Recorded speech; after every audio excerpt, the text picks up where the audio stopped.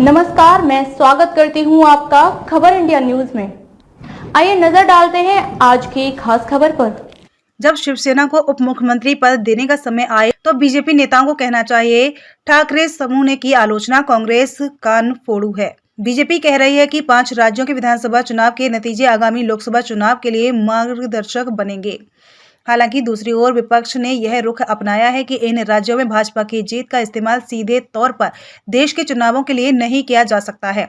इस पृष्ठभूमि में देश की 2 प्रमुख राष्ट्रीय पार्टियों बीजेपी और कांग्रेस के बीच अगले कुछ महीनों में राजनीतिक लड़ाई तेज हो सकती है।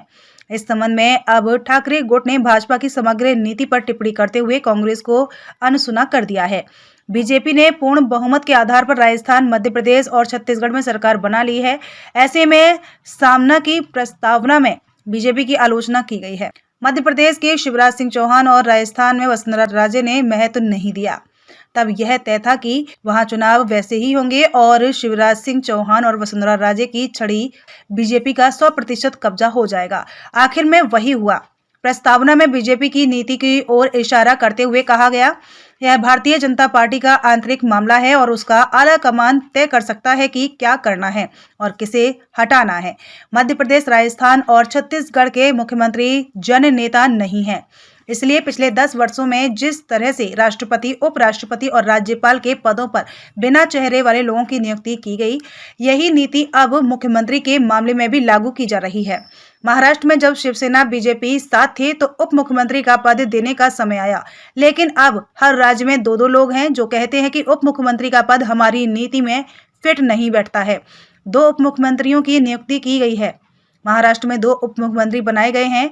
भारी बहुमत को पुराने जमाने के प्रतिष्ठान को घर पर बैठाना चाहिए और उन्हें मार्गदर्शक बनाना चाहिए। वही नीति भाजपा में लागू की जा रही है। ठाकरे समूह ने कहा, कांग्रेस को इन घटनाक्रमों को मुस्कुराहट के साथ देखना चाहिए। राज्यों में जमींदारों और सूबेदारों को छूने की हिम्मत कांग्रेस में नहीं है। मध्य प्रदेश में चुनाव पूरी तरह से कमलनाथ की कीमत पर हुआ है। अगर युवा सचिन पायलट ने राजस्थान का नेतृत्व किया होता तो शायद नतीजे बदल सकते थे।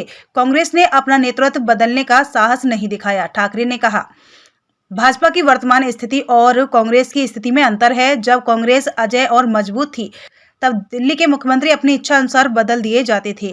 विधायकों में से नेताओं को चुनने के बजाय दिल्ली से मुख्यमंत्री नियुक्त किए गए। आज कांग्रेस ऐसा करने की स्थिति में नहीं है। गांधी परिवार ने अपने उत्कर्ष के दिनों में गरीबों को सीधा कर दिया। ठाकरे समूह ने कांग्रेस की नीति पर उंगली उठाते हुए कहा। खबरों में अब तक के लिए बस इतना ही।